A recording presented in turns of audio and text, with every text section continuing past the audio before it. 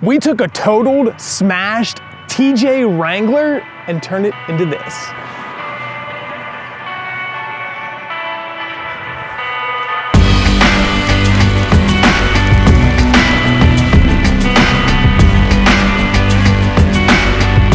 So we had a unique opportunity a couple of years ago when a client and friend came to us about preserving a piece of family heritage and creating an heirloom vehicle that could be passed down through their family and kept forever.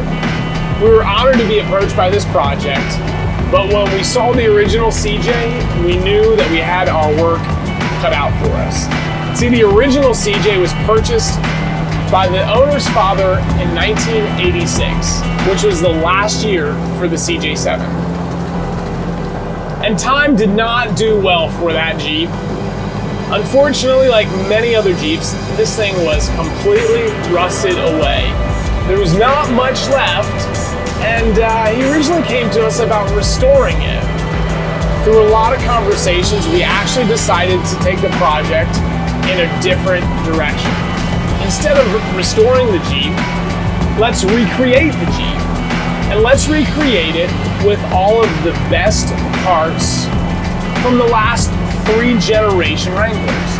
You see, the YJ, the CJ, and the TJ are dimensionally very similar. So we thought maybe we could take these 3 different Jeeps and combine all of the best parts to create one awesome Jeep CJ7 looking but TJ driving vehicle. And that's exactly what we did with this project. We found a donor TJ Wrangler that was rolled in a pretty traumatic accident, but the drivetrain and frame was all really in nice shape. So what we decided to do was take the body off and mesh a YJ body to this TJ chassis. Now the YJ tub and the CJ tub are very, very similar. They use the same door, tailgate, and almost windshield frame. So we fit the YJ/CJ tub and body onto a TJ frame. It took a lot of work. We had to cut a lot of material out of the grill, and we'll show that. One thing that we used to actually cover some of that up was a nice front bumper and winch. And we actually had to do a little bit of a body lift in the back, and we'll show that just to make sure that the gas tank didn't hit the bottom of the floor. As far as the drivetrain goes, it's basically all a 2004 Jeep Wrangler. We did upgrade it with 2-inch lift springs from a company called Old Man Emu. We also used their shocks and all adjustable control arms. This gave us the option to set pinion angle and caster and get perfect alignment specs. One thing I really like about this Jeep is the interior. We wanted this thing to have as many creature comforts as possible, but yet still be kind of bare bones because that's what the CJs originally were. So this Jeep was equipped with factory style air conditioning. It was equipped with an old school looking radio, as well as old school looking gauges. Now both the radio and the gauges may look old, but they're actually far from it. These are fully digital pieces that are state of the art, yet look vintage. And they look really awesome. Another piece just like that was the steering column, which is from I Did It. We kept most of the interior very much original. We did upgrade with this Tuffy center console. We had the front seats upholstered. We did keep this original embossment. And the rear seat, I don't think anyone ever sat in it since 1986. In fact, the dash pad in this thing is original as well. Of course, we added a short throw shifter from Hirsch, which is really nice, and this shifter from JB Fab. The whole interior of the Jeep is Rhino lined with the hybrid application that we applied in-house.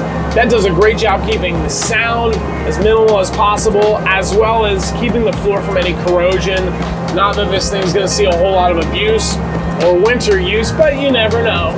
The whole exterior was repainted along with the inside and outside of the hardtop in a really dark black metallic with a clear coat. So it looks really sharp, especially when it's all cleaned up and there's no water spots and that kind of stuff on it.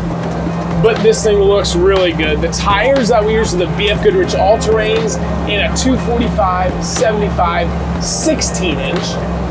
And we use a very standard American Racing polished Baja wheel. Back to the drivetrain, the original TJ donor had a Dana 44 rear axle. We also installed a True Track in that, so he's got nice limited slip for whenever he needs it.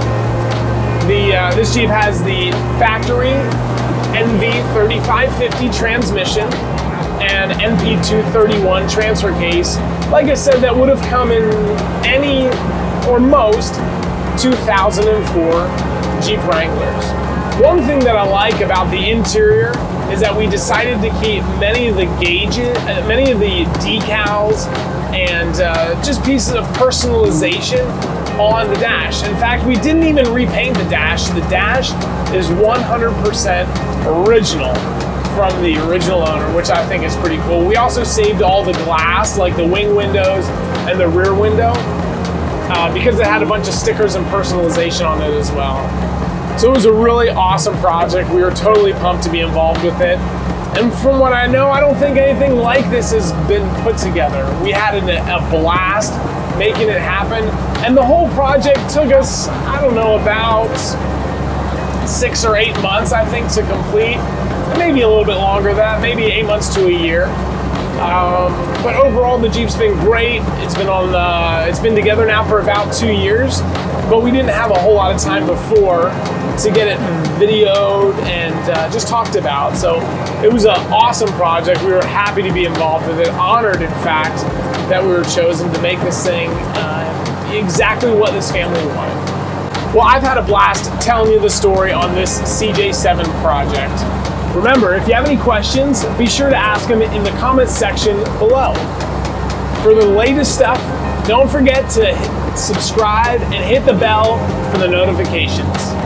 We're always posting our coolest stuff on Instagram and Facebook, so be sure to follow along there, as well as our stories throughout the day. Thanks for following along. We'll see you next time.